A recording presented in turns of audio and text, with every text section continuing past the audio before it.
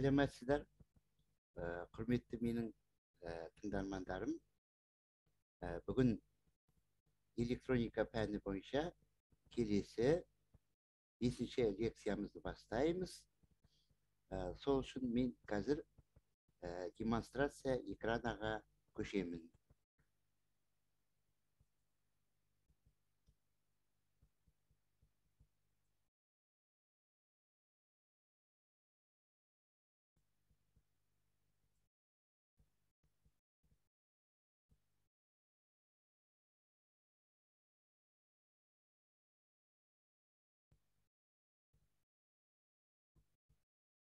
Мінекей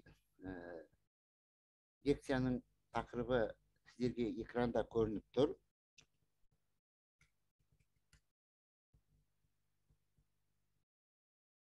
Лекциямыздың тақырыбы мінекей көрініп тұр.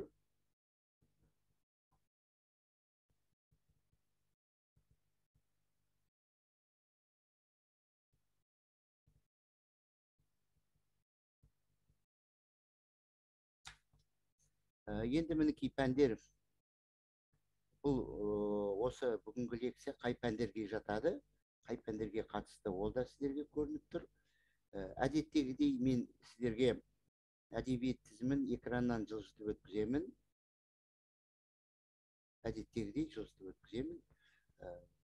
Мына Жеребцов өздеріңіз білесіздер, ең бірінші бізге осы маңызды кітап осы, өте тамаша жазылған. Мен бүгінгі материалда да көбінесе осы кітаппен айтам, бірақ басқа кітаптарда өте тамаша.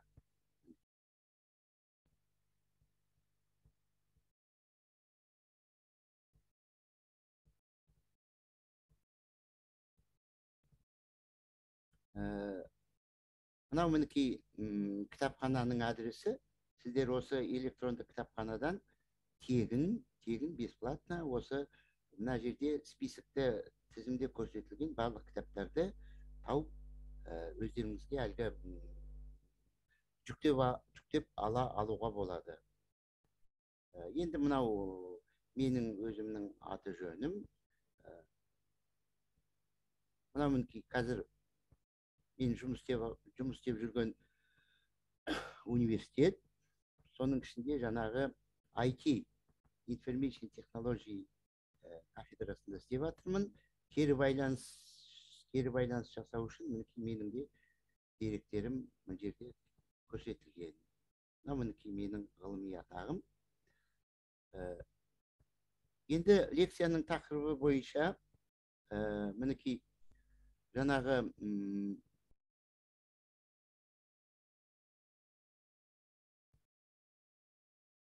диод дедік қой тақырып бойынша.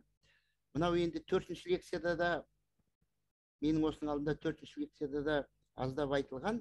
Мынау жартылай өткізгішті диодтың біз жаңағы қалай оны жасалады, қалай шығады, неден шығады, соны қарастырға айтылған. Бүгін енді соны кішкене тереңірек айтамыз.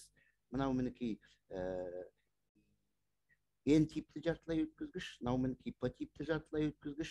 Осының мінекей жаңағы тіке жалғауында P плюсқа жалғанады, N жақ минусқа жалғанады. Мынау N негативті көлемді жартылай өткізгіш, мынау P позитивті көлемді жартылай өткізгіш, мынау сыртқы EDS, сыртқы батарея.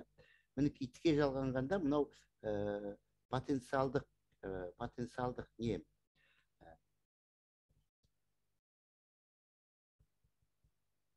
Потенциалдық шұңқыр дейді енді, потенциальная яма дейді, потенциальный барьер дейді, потенциалды кедергі. Мынау потенциалды кедергі тіке жалғағанда кішірейеді. Осы тіке жалғағанда потенциалды жаңағы кедергі, барьер кішірейгені сол өте жақсы, өте маңызды, өте жақсы, өте пайдалы рөл атқарады.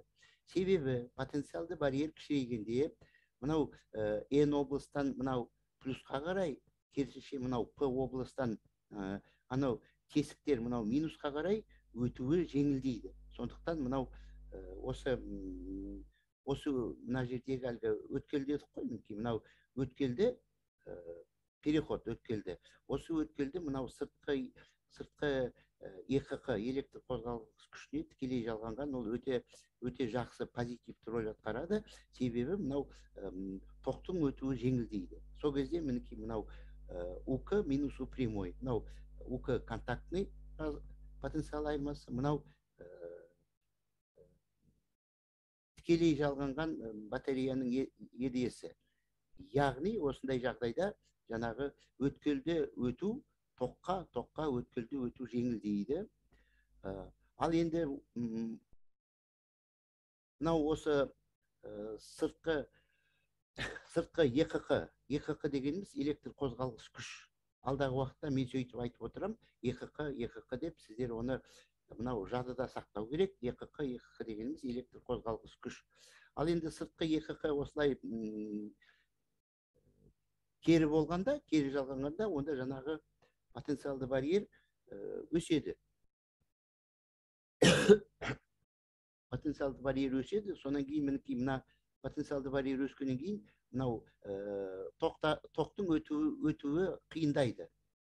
Қиындаған өз алдына тіпті кейбір жағдайда ол өте кішкентай, шексіз кіші шама болып кетеді.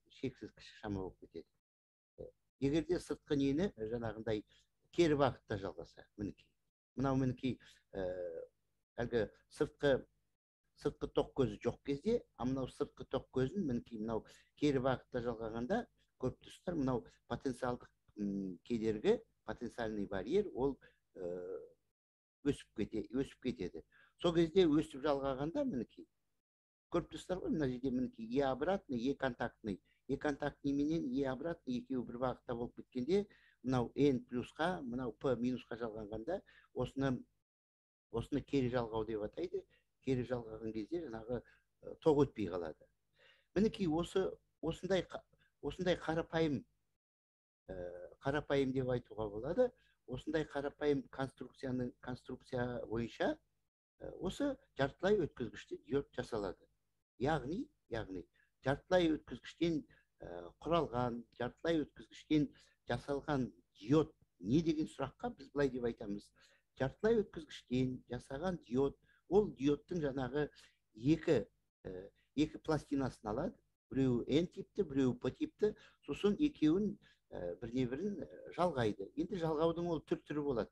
Әлгі кішкене ертіп балқытып жалғау болады.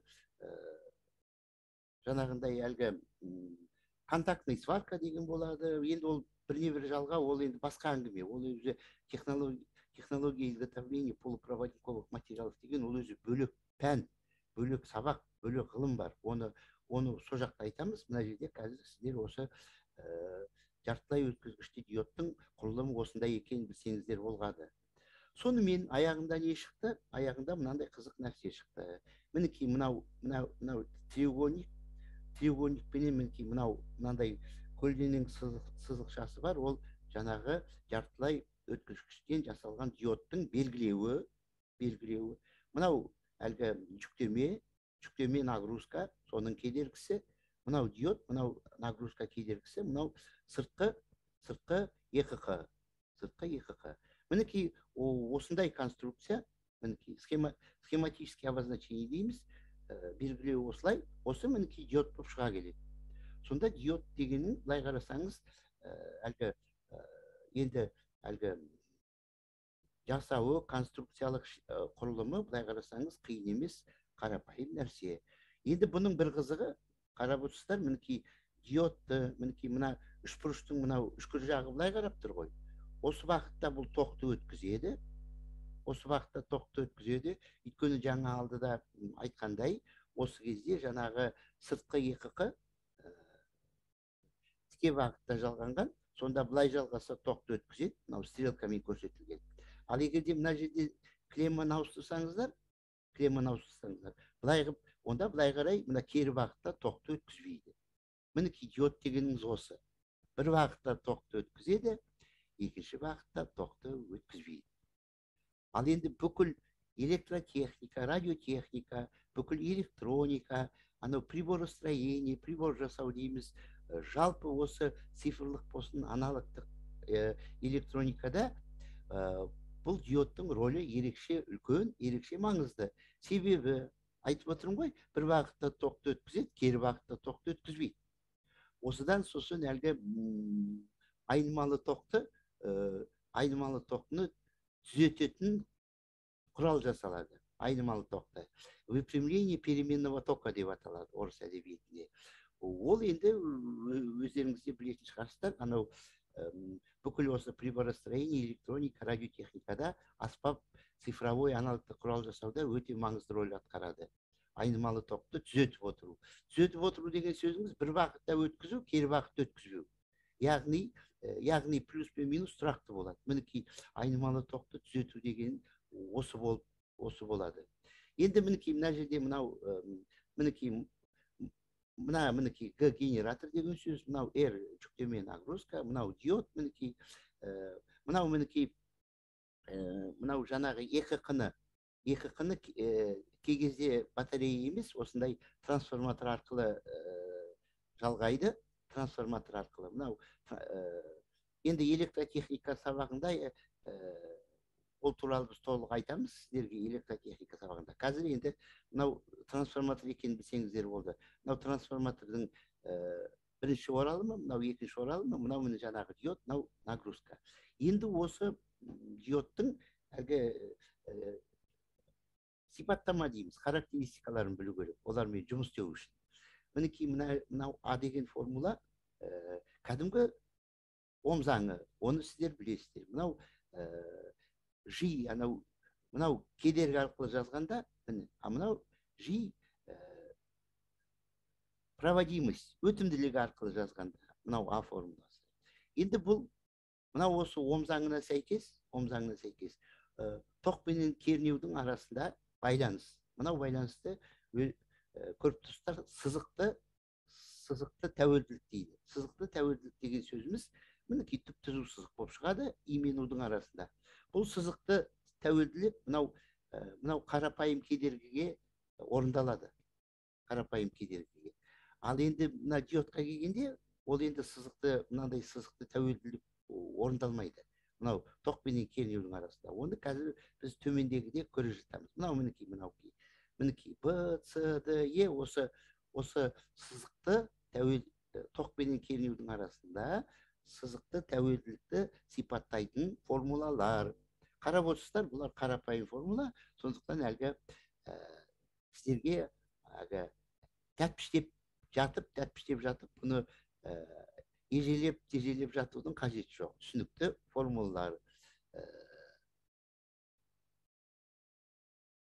Енді мінекей қараңыздар, мынау осы жаңағы диодты біз енді диодтағы жаңағы өткел пайда болады ғой. НП екі пластинаны біріне бірін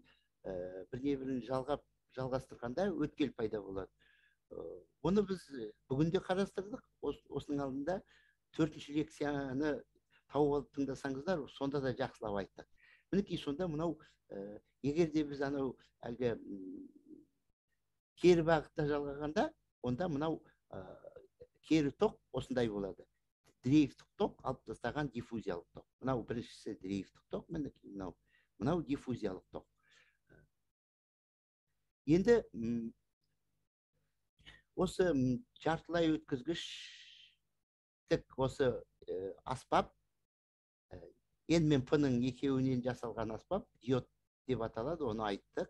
Енді осының жаңағы мынау тоқ пенен кернеу екеуінің арасындағы тәуелділігі сызықты емес болады. Мінекей мына суретте осы диодтың сипаттамасы көрсетілген. Мінекей мына жерде И прямой деген сөз. Прямой әгі тіке бағыттағы жалғанғандағы тоқ. Тіке бағыттағы жалғанғандағы тоқ, мінекей өздеріңіз көріп тұрсыздар, әуелде анау әлгі жартылай өткізгіштерден құралған жаңағы өткел дедік қой. Сол өткелде мынау енді тоқтың өтуі қисық сызықты функция болады әуелде.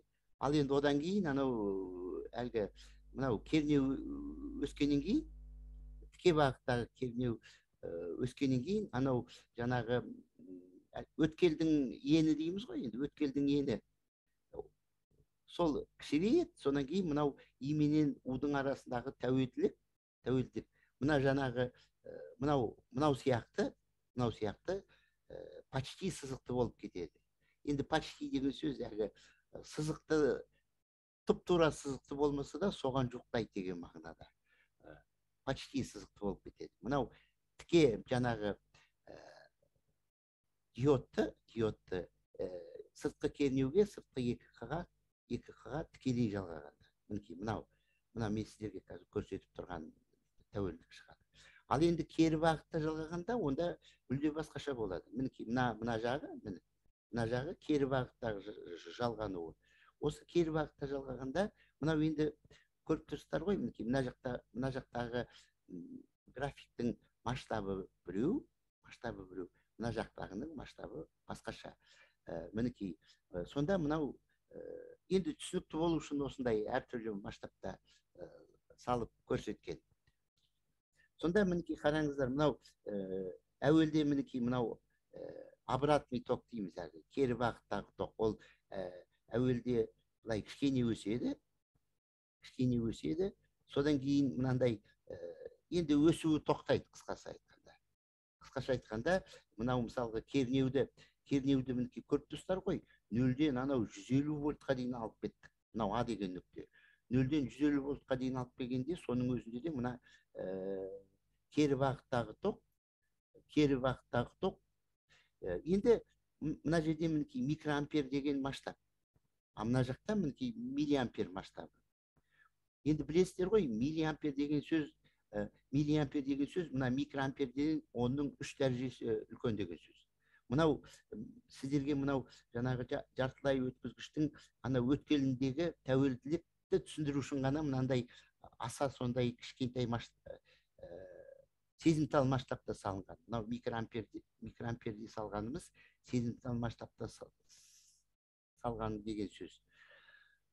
Мінекей сондықтан сонда мына жерде 0-ден мынау 150 вольтқа дейін мына тоқты микроампер масштаб, енді ол кішкентай ғой микроампер деген сөз. Мысалға 10 микроампер деген сөз не? 10 микроампер деген сөз ол әлгі қазақтар айтады жоқтың қасы. Жоқ деген сөз ғой енді қысқасын айтқанда. Мінекей сондықтан мына жартылай өткізгішті диодты кері бағытта жалғағанда анау обратный кері ток болмайды. Бірақ одан кейін мынандай қызық құбылыс болады екен.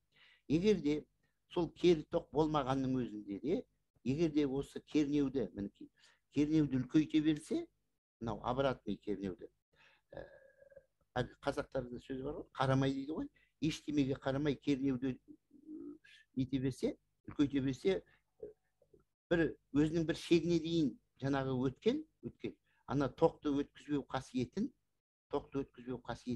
өзінің бір шегіне дейін шыдап ұстайды. Мына 150 вольтқа дейін мінекей шыдап ұстап тұр.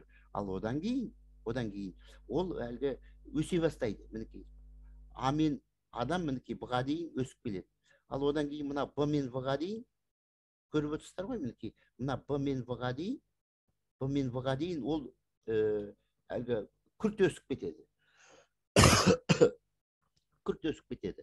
Ал одан кейін мына В нүктесінен кейін егерде оған қарамай жаңағы кернеуді тағы да өсіре берсе, мынау В нүктесінен кейін былай қарай мінекей пробой деген құбылыс болады. Пробой деген сөз енді қазақшаға аударғанда әлгі кесіп өтті деген мағынада айтылады. Кесіп өтті.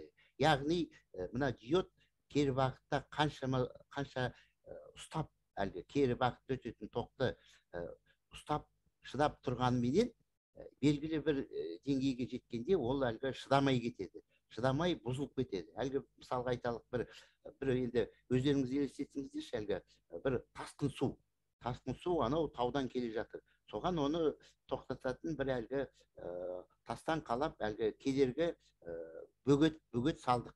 Ал егерде ол анау жоғарыдан нөпірлеп келе жатқан тасқын су тоқтамай, одан сайын жаңағындай келе берсе, нөпір күші арта берсе, ол жаңағы сенің қалаған кедергіңді қарамайды, оны кесіп өтеді, бұзып өтеді. Мінекей мына құбылыс соған ұқсайды. Мынау В мен Г-ға дейін ол пробой. осы пробойдың ал енді мына жерде мінекей біз айта кетейік, диодтың негізі өзі рабочий режимі дейді ғой. Рабочий режимін сондықтан мынау А нүктеден асырмау керек. А нүктеден асырмау керек. Егерде бір какой-то приборға, жасап жатқан құралға, одан да жоғары кернеу керек болса, онда жаңағы диодтың әлгі несін өзгерту керек. Геометрия, конструкциясын өзгерту керек. Анау көлденең ауданын одан да жалпақ қылу керек, көлемін одан да үлкен қылу керек.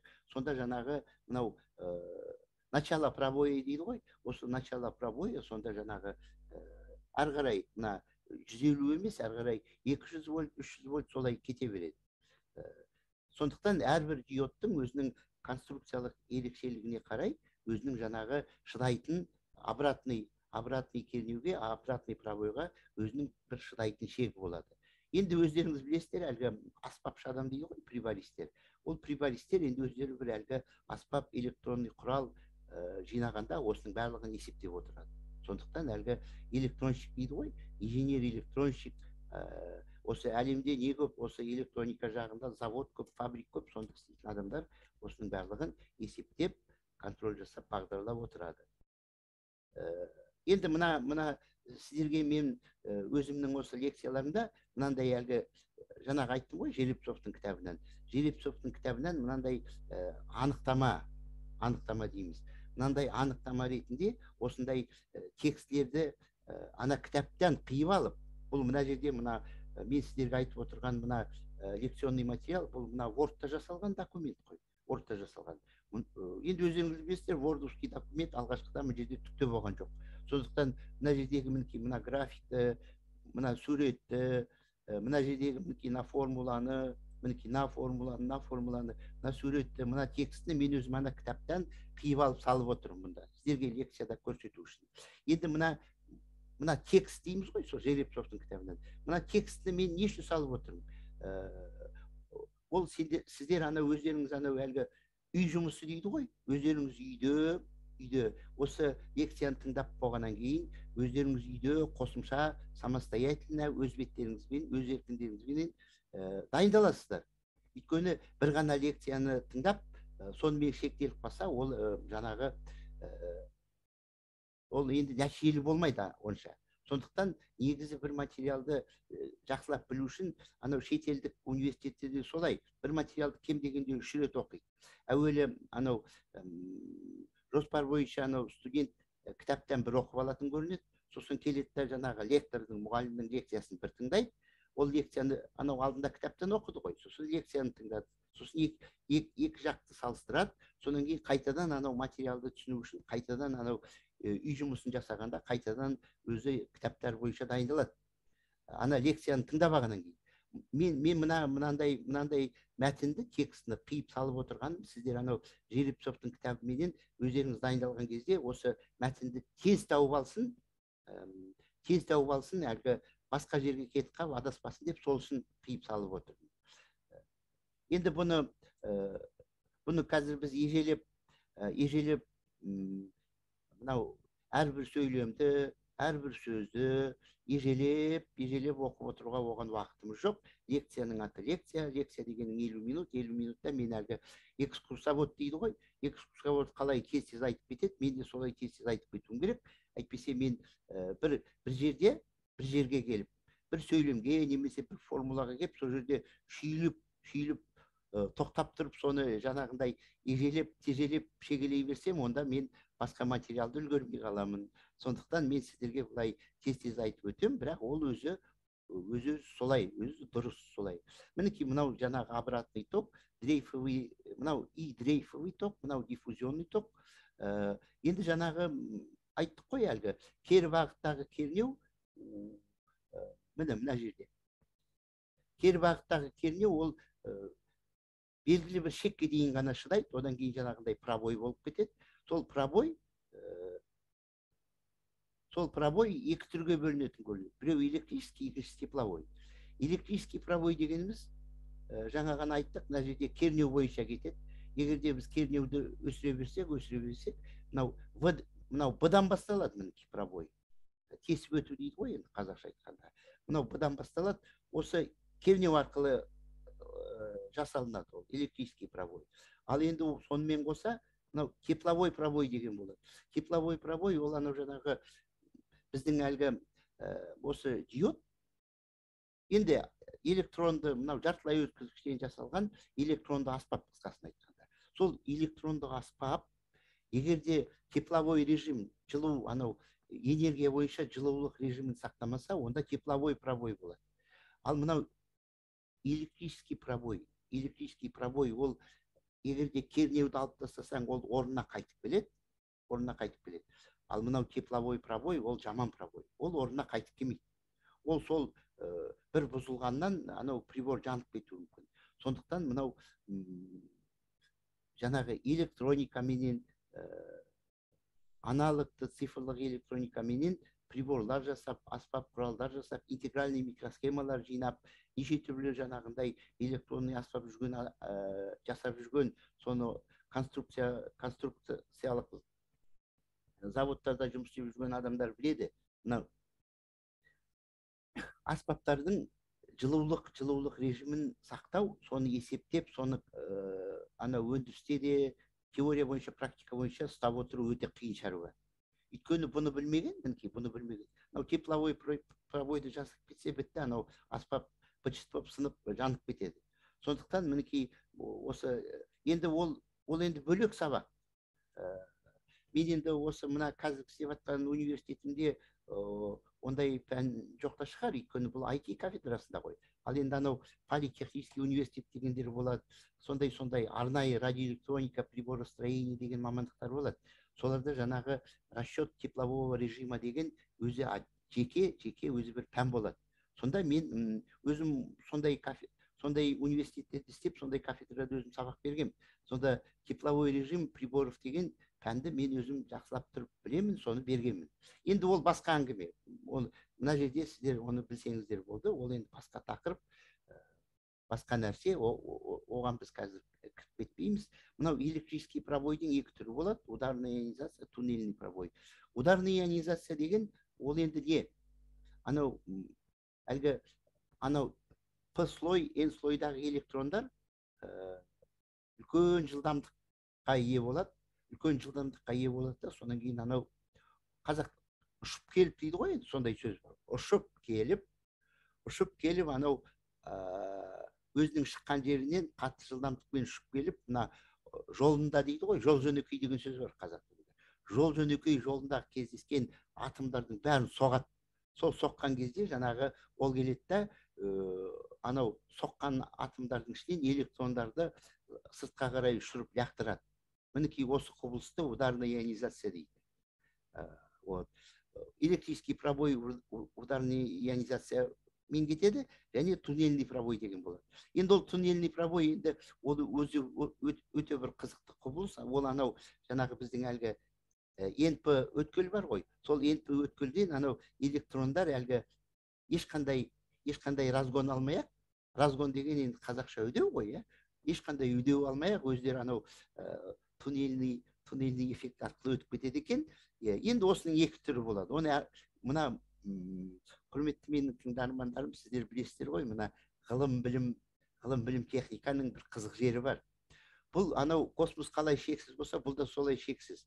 Кез келген бір мәселені, бір сұрақты тауып алып, соны оның ары қарай ер жағындағы есігін аша берсең, ол ары қарай тереңдеп кете береді, жан жаққа кете береді. Сонда космос қалай шексіз болса, бұл да сондай шексіз. Осы ғылым білім техника деген өзіне осымен қызықты ғой. Сондықтан қазір мына жерде біз мынау туннельный пробой деген не? Туннельный пробой зерттеп кетсек, онда біз сол ғылым, сол бағыт, сол туннельный пробойға кіріп кетеміз да, содан әлгі қалың орманнан шыға алмай қалғандай, одан да біз шыға алмай қаламыз. Сондықтан қазір сіздер осыны білсеңіздер болды. Мынау сол жаңағы тағы да айтамын, анықтама ретінде сіздерге анау Жеребцовтың кітабынан қиып алған анықтамалық нелерді сіздерге көрсетіп отырмын. Оның 5 дәрежесінде вольт сантиметрге дейін болады екен кернеулер. Сондай кезде жаңағы туннельный эффекттер пайда болады. Енді келесі материал жаңағы не? Осы бүгінгі лекцияда айттық. Бүгін қандай лекция? Бүгін 5-ші лекция. ал осы электроника пәні бойынша ал оның алдында 4 лекция болды. Сонда да жаңағы осы ПН переход дейміз, ПН өткел. Осы ПН өткелді біз айтқанда, сол сіздер білесіздер, анау бір жағында плюс зарядтар жиналады, екінші жағында минус зарядтар жиналады. Мінекей, бір жағы плюс, мына екінші жағы міне екінші жағы минус, плюс минус екі жақта жиналады. Енді түсінікті ғой, мына физиканы оқыған адамдар біледі, егер де кеңістікте зарядтар бөлініп тұрса, ол жерде сыйымдылық пайда болады. Мынау мінекей, мынау барьерный емкость деп атайды. Анау барьер, өткелдегі сыйымдылық дейміз енді бұны. Мынау мінекей барьерный емкость, мінекей өткелдегі сыйымдылық, мынау да сол өткелдегі сыйымдылық. Ал мынау диффузиялық сыйымдылық. Енді осы жерде енді бұның егжей-тегжейін тағы да сіздер өздеріңіздер үй жұмысында, анау Жеребцовтың кітабы бойынша үй жұмысын жасағанда, өздеріңіз үйде дайындалғанда, сонда егжей-тегжейін түсіне жатасыздар. Қазір енді мен тағы да айтып отырмын ғой, енді лекция деген 50 минут, мұнда уақыт болмайды. Әр нәрсеге былай егжей-тегжейлеп шұқылап отыруға. Мынау диффузион, мынау барьерный емкость жаңа айттым. Ал енді мынау диффузионный емкость, ол анау өздері мынау оң жақтан сол жаққа, сол жақтан оң жаққа өздері ағып атқан электрондар анау өткелдің қасына келгенде сәл-пәл тұрып қалады екен, қазақша айтқанда. Өткелдің қасына келгенде сәл-пәл тұрып қалады. Сол сәл-пәл тұрып қалғанның өзі осы мына диффузионный сыйымдылықты тудырады. Яғни конденсатор пайда болады. Конденсатор пайда болады.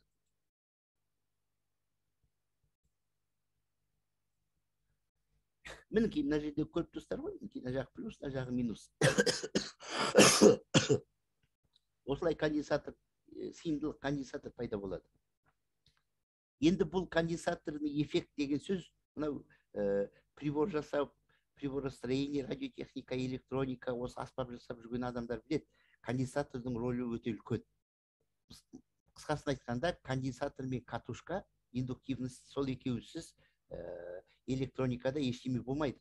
Сондықтан осы мынау жартылай өткізгіштің өткелінде пайда болатын сыйымдылық, ол анау электроникада үлкен рөл атқарады. Енді біріншіден бұның несі әлгі быстродействие дейді. Былай, переключение быстродействиясы тез болады. Сондықтан анау полупроводник, жартылай өткізгіш кристалдың ішінде өстіп конденсаторды жасап қолданады. Так, енді мынау жаңағы сол Жеребцовтың кітабы бойынша тағы да қайталап айтам. Енді мінекей мынау жартылай өткізгіш диод дейміз, бүгінгі тақырыбымыз сол ғой. Жартылай өткізгіш диод. Сол енді соның эквивалентный схемасы деген болады. Эквивалентный схема туралы мен сіздерге алдында да бір-екі лекцияда айтқанмын. Әр нәрсенің өзінің эквивалентный схемасы болады. Сол енді эквивалентный схемасы мынау. Қысқасын айтқанда, мына жерде R0 жалпы әлгі осы P слой менен N слойдың общий несі мынау мінекей конденсатор, мынау мінекей көріп тұрсыздар ғой, мінекей СБ. Мынау барьерлік сыйымдылық, мынау диффузиялық сыйымдылық. Ол екенін жаңа айттық. Мынау L индуктивность. Сонда анау қарап отырсыздар ғой, эквиваленттік схемада индуктивность да бар. Сонда біз оны диод дейміз, диод қарапайым дейміз, бірақ ол шын мәнінде, на самом деле, ол қарапайым нәрсе емес, ол кәдімгідей күрделі нәрсе. Мінекей мынау эквивалентный схемадан көрініп тұр. Осы әртүрлі жиілікте, осы диодтың эквиваленттік схемасы да әртүрлі болады. Мына жерде сол келтірілген. Мынау енді температураға байланысты тәуелділік, мінекей. Мына формула анау өтетін тоқтың температураға байланысты тәуелділігі, мынау соның графигі. Енді біз мынандай мәселеге келейік. Мынау диод айттық, анау айнымалы тоқты түзетеді деді. Айнымалы тоқты түзету деген сөз не? Айнымалы тоқты түзету деген сөз мінекей. Мына жерде мінекей былай ғой. Мынау трансформаторда мына жақтан айнымалы тоқ келсе, ол значит біресе былай өтеді, одан кейін былай өтеді. Былай өтеді. Қысқасын айтқанда, қазақтың тілімен айтатын болсақ, солдан оңға өтеді, оңнан солға өтеді. Екі бағытта жүре береді. Мынау айнымалы тоқ мінекей. солдан оңға, оңнан солға былай жүре береді. Ал түзету деген сөзіміз біз бір бағытта ғана өткізуіміз керек. Мінекей мына жерде айттық қой, диод бір бағытта ғана өткізеді. Сол бір бағытта өткізу деген сөз не? Бір бағытта өткізу деген сөз мінекей мынау солдан оңға өтетін ток бар, ал оңнан солға өтетін тоқты алып тастау керек. Солдан оңға өтетін бар, оңнан солға алып тастау керек. Мінекей мына жерде мына біреу полуволна дейміз енді, иә, полуволна. Осы полуволналарды алып тастау керек. Соны қалай алып тастаймыз? Оказывается, мына диод, мінекей, осылай қойсаң болды, өзі алып тастап отырады екен. Мінекей. Көрдіңіздер ғой? Жалғау схемасы қарапайым. Мынау мысалға айталық, мінекей, мынау айнымалы токтың көзі. Әлгі туда-суда жүре береді дейді. Туда-суда жүре береді, а мына диодтан өткенде былай қарай өтеді, кері бағытта өтпейді. Тамаша емес пе? Тамаша. Айнымалы токты түзету осыдан басталады. Енді мынау әлгі айнымалы токтың енді біраз қасиеттерін білу керек. Мынау мінекей айнымалы токтың бір периодының 4-тен 1 бөлігі. Мінекей. Осы 4-тен 1 бөлігі мынау токтың өзі синус омега т, мынау омега т пи соның аргументі. Енді мінекей мына жерде у нулевой мінекей 0,64 у максимум. У максимум деген мынау амплитуда дейміз ғой мінекей. У максимум амплитуда. Міне. Сол мынау у нулевой осы 0,64 у максимум болады. Ал бұл периодтың 4-тен 1 бөлігі. А периодтың жартысы болса 0,32 болады. Сондықтан мынау УР жаңағы мынау активті кедергі.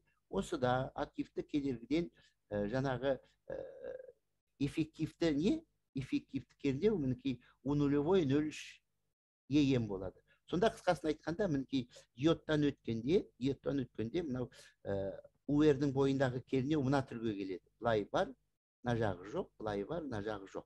Енді осыны мынау енді кішкене теория дейміз ғой, енді мына теория болғанда білесіздер ғой, енді бағана мен айттым ғой, мына ғылым мен білім техниканың бір қызық жері, әрбір сұрақтың біз бет жағын ғана айтып өтеміз. Ал енді оны әрі қарай тереңдеп кете білсең, ол өзі әрі қарай космос сияқты кете беретін үлкен шаруа. Сондықтан мынау осындай кернеудің графигін мынау әлгі Фурье қатары дейді. Фурье қатары. Енді ол математикадан басталады. Ол енді математическая теория, значит, разложение функций в ряд Фурье деп аталады. Содан гармоникаға жіктейді. Сонда мына гармониканың, мінекей мынау бірінші гармоникасы осылай есептелінеді. Мынау бірінші гармоника, мынау жаңағы УР-дегі эффективтік УР-дегі кернеудің мәні. Мынау бірінші гармоникаға жіктегенде, мынау сол жаңағы бірінші гармониканың анау эффективтік у нулевойға қатынасы мінекей 1/57. Енді мына жерде мінекей қарап отырсыздар, мына жерде жаңағы айнымалы тоқты 2 диодпен істеген. 2 диодпен істегенде бұны двухполупериодный деп атайды. Двухполупериодный деген сөз екі жартылай периодты. Енді мына схеманың өзінен көріп тұрсыздар ғой, мына жоғарғы жақтағы диод, мына жақ полпериода, мен істейді, мынау екінші жақ полпериодамен істейді. Сонда бұл двухполупериодныйдың 2 диод мұнда жалған көріп тұрсыздар. Анау алғашқыда біз бір диодтыны қарастырдық. Ама жерде 2 диод. Енді көріп тұрсыздар, бұның неменесі жақсы дейсіздер ғой. А бұның жақсы жері бұл мына солдан өң мына жоғарғы жақтағы полуволналарды осылай қалдырады. Ал мына төменгі жақтағы полуволна, ол алдында біз айттық қой мінекей. Мына төменгі жақтағы полуволна, мінекей мына жердегі полуволна, ол бізге керек жоқ, оны мінекей алып тастадық дедік, ә? Мына жердегі полуволна. Енді ол былай ғой, әрбір ток көзінің, әрбір генератордың түгел полуволна жартылай толқындарын алып тастасаң, енді ол шығын ғой, енді потеря дейміз. Потеря, қазақша не дейміз енді? Потеря, жоғалту. Ол жоғалту. Енді мына ғалымдар ойланған, қой, біз енді мына жақтағы полуволналардың барлығын жоғалтқанда не пайда? Оны бірдеме қылып, Оны да біз мынау түзетіп көрейік, оны да пайдаланып көрейік деген идея менен, сондай ой менен мінекей осындай мінекей схеманы жасап шыққан. Сонда мынау екінші полуволнаны мына теріс жақтағы дейміз ғой енді. Алдында бір диодпен жасағанда оны кесіп алып тастап отырдық. Ал енді оның өзін былай қарай мына керісінше мінекей мына төменгі жақта тұр ғой, оны біз жоғарғы жаққа алып келдік. Перевернули дейді. Перевернули енді қазақша қалай? Төңкеріп тастадық дейді. Төңкеріп тастадық. Мінекей өстіп төңкеріп тастап, мінекей мынау екінші полуволналарды да өзіміздің пайдамызға осыны жараттық. Сонда мінекей мынау двухполупериодный схема, көріп тұрсыздар, өте жақсы, ғажап нәрсе. Өйткені ол қайтеді? Ол алдында мына минус керек жоқ болған полуволналарды былай қарай төңкеріп әкеп, оны да пайдаға асырып, оны да жаратып жатыр. Сондықтан осындай двухполупериодный схемалар екі жартылай периодты схема дейміз. Двухполупериодный схема екі жарты периодты схемалар, бұл өте тиімді. Енді мынау соның жаңағы алдындағыдай әлгі нулевое мінекей, соның эффективтік мәні, орташа мәні енді әсер ететін эффективті мәні, мынау соның жаңағы бірінші гармоникасының амплитудалық мәні, сонда екеуінің қатынасы 0,67. Мынау енді сол алдындағы айтқан материал, мына жерде сол қайталанып айтылып тұр. Енді мына жерде мінекей мынандай ой айтылады. Дейді, анау айнымалы тоқты түзету үшін жаңағы конденсатордың сыйымдылығы менен анау омега частота осындай шарт болу керек. Анау нагрузканың кернеуінен мынау осындай шартқа келу керек, орындалу керек. Сол кезде жаңағы әлгі сглаживание дейміз ғой, анау колебанияны сглаживать ету деген сөзді енді сіздер білесіздер ғой, мен осы орыс тіліндегі әдебиеттерден пайдаланып сіздерге айтып жүрмін.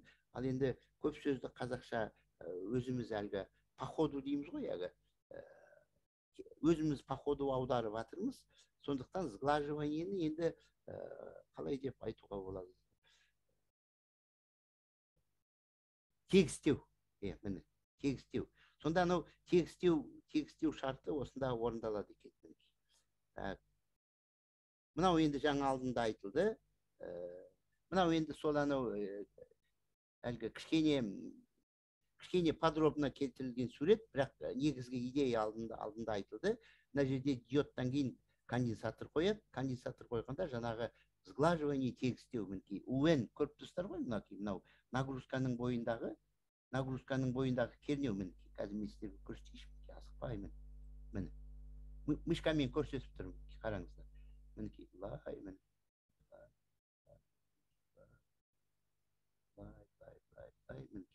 сонда мынау әлгі лай бүйтіп тербеліп тұрған кернеу, мына сглаживать етілді, тегістелді.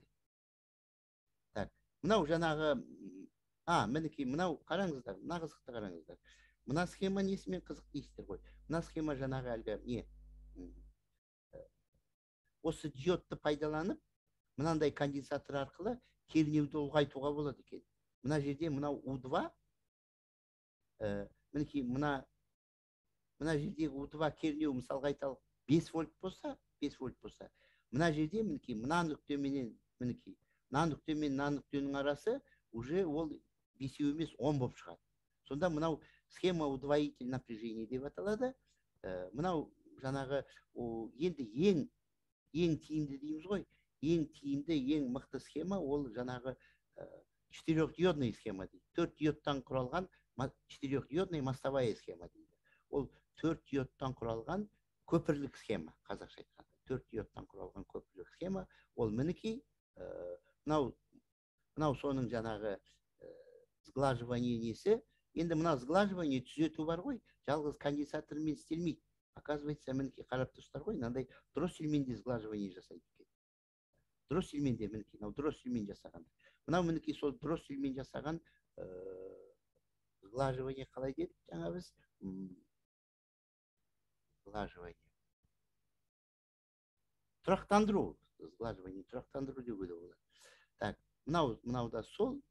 Мынау мінекей конденсатор мен дроссель, конденсат, екі конденсатор, бір дроссель, осыны фильтр деп атаған. Фильтр жаңағы түзету, майдалау әлгі. Кедір бұдыр дейміз ғой, сол кедір бұдыр колебанияны майдалайтын осындай фильтр дейді. Мінекей айнымалы тоқты түзеткенде осыны пайдаланады. Мынау енді соның әлгі ер мен с-ның мәні кішкентай болғанда, мына көріп тұрсыздар, мінекей сглаживание жақсы болмайды. Ол кезде сглаживание нашар болады. Мынау енді сол жаңағы фильтрдің әртүрлі түрлері. Мінекей мынандай болады, мынандай. Енді әртүрлі бола береді фильтрдің түрлері. Мынау мінекей алдындағы жаңағы, мынау кернеуді өсіру ғой, мінекей. Мына жерде кернеуді 2 есе өсірген, мына жерде кернеуді 4 есе өсірген. Көрдіңіздер ғой, мынау шыға берістегі выходной кернеуді өстіп, көбейтіп өсіріп алуға болады екен. Қандай тамаша. Так, мынау мінекей, мінекей тіпті қараңыздар. Тіпті керемет ғажап мінекей. Мынау жаңағы,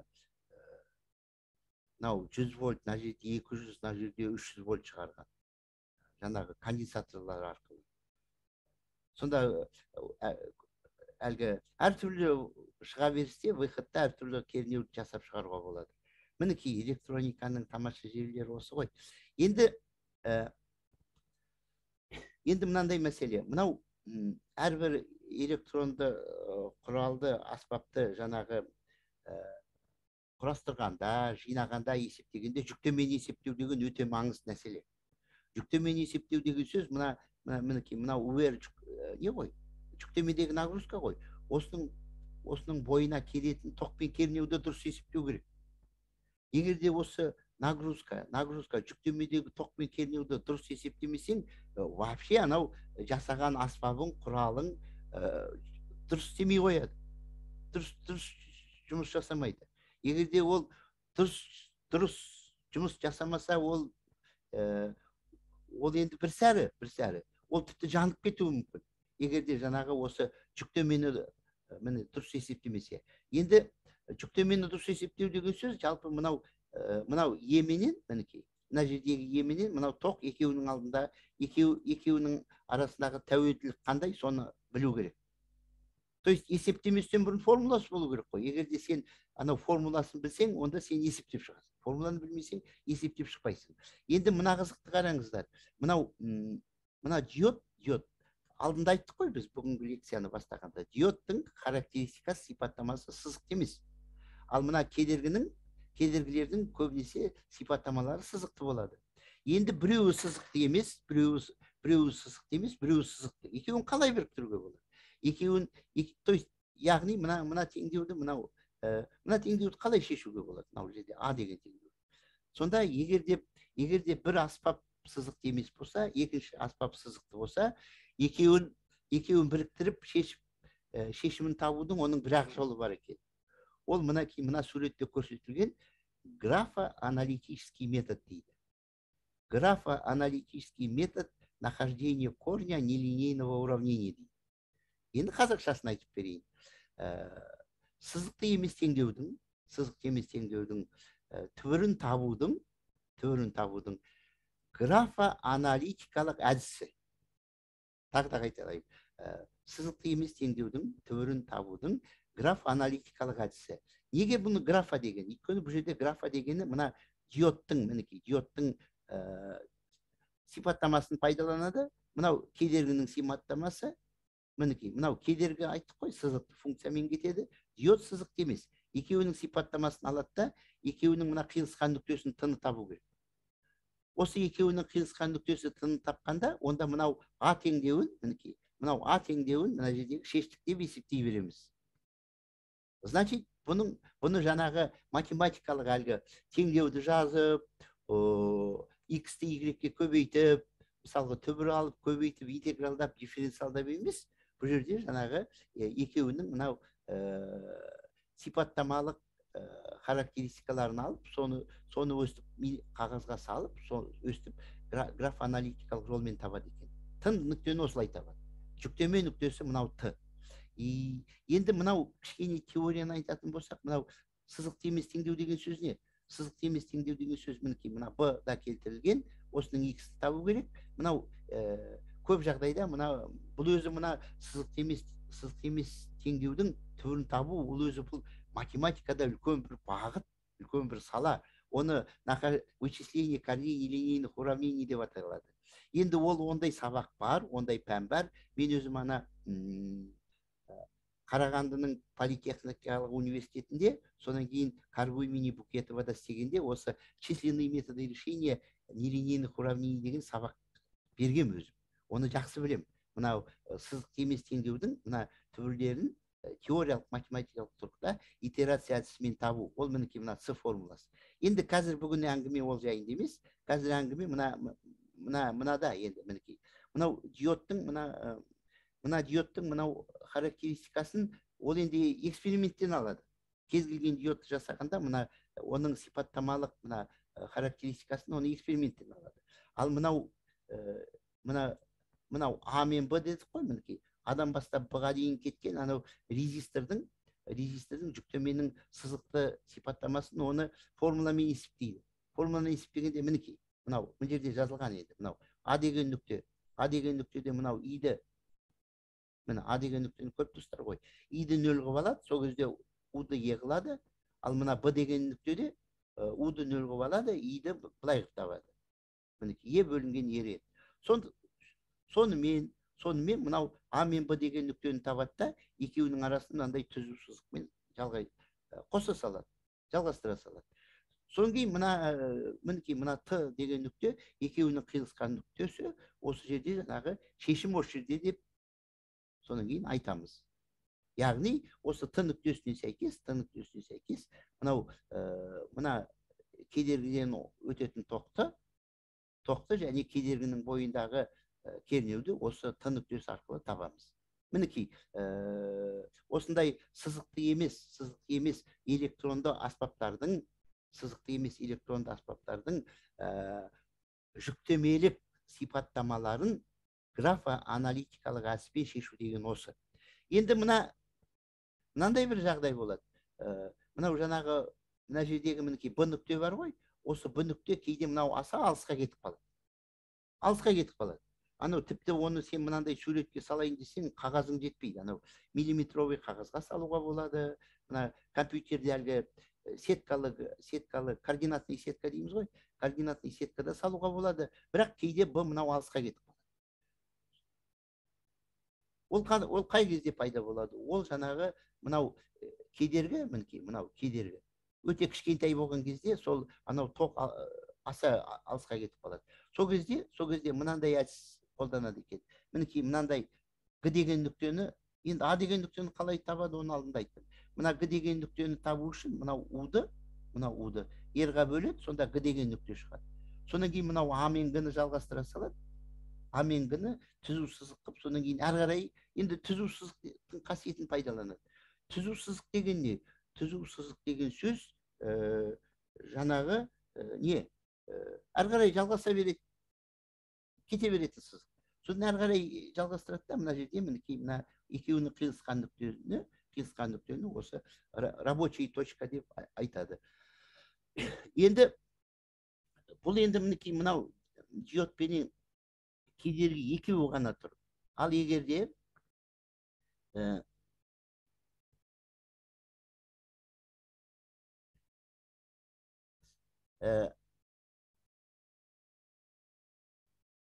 енді осы екеуі тұрған кезде мынау әлгі рабочий характеристиканы салып шығу үшін мынау мінекей диодтың графигі, диодтікі, мынау жаңағы жай кедергінікі. Екеуін сосын мынау У дейді ғой, мінекей көріп тұрсыздар ма? Мынау У бойынша екеуін қосады екен.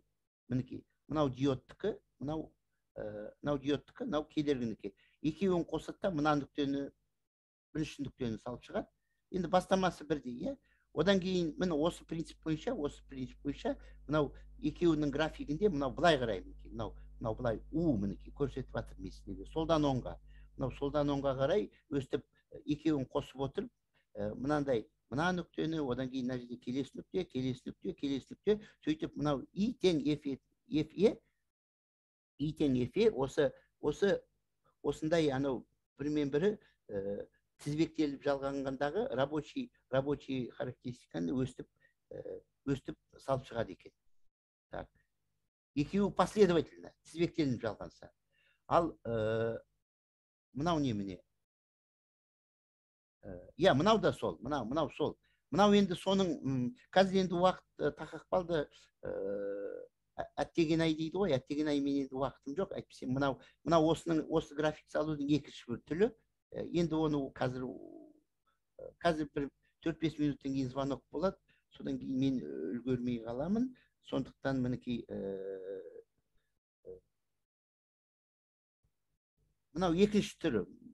Мына жерде көріп тұрсыздар ғой, мінекей мынандай жаңағы прямой сызықтардың семейство, целый семействосын салады, да, соны жаңағы осы семействода мынандай мінекей, мынандай вертикальный сызықтарды бүйтіп салып шығады, мынау и менен кездескенше. Сөйтіп мынау общий рабочий характеристиканы тауып шығады. Енді ол мына жерде екеуі последовательно жалғанғанда, мінекей последовательно. Ал енді екеуі параллельно жалғанғанда болады, мінекей. Көріп тұрсыздар ғой, екеуі параллельно жалғанған. Екеуі параллельно жалғанған кезде,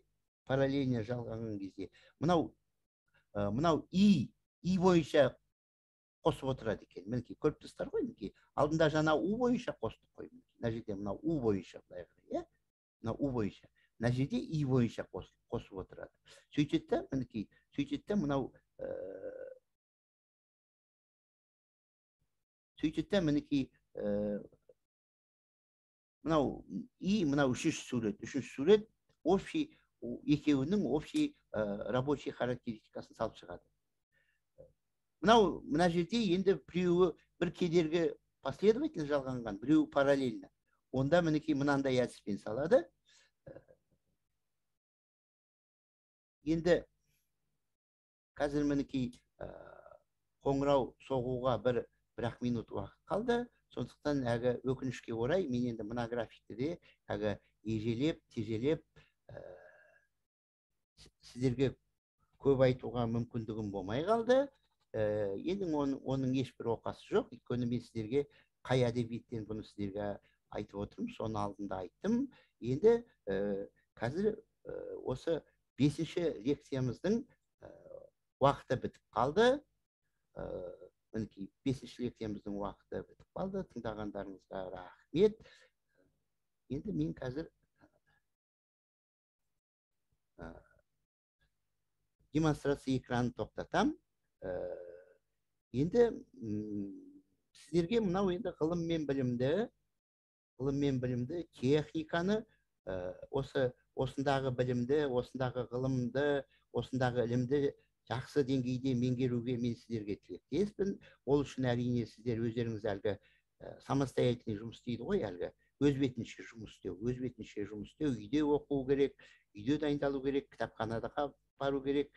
Сондай өздеріңіз өздік жұмысты көп істеулеріңіз керек. Жалпы мен сіздерге осы ғылым, білім, техника игеру, меңгеру жолында сіздерге көптеген табыстар тілеймін. Келесі лекцияда кездескенше бәрі жақсы бола берсін. Сау болыңыздар.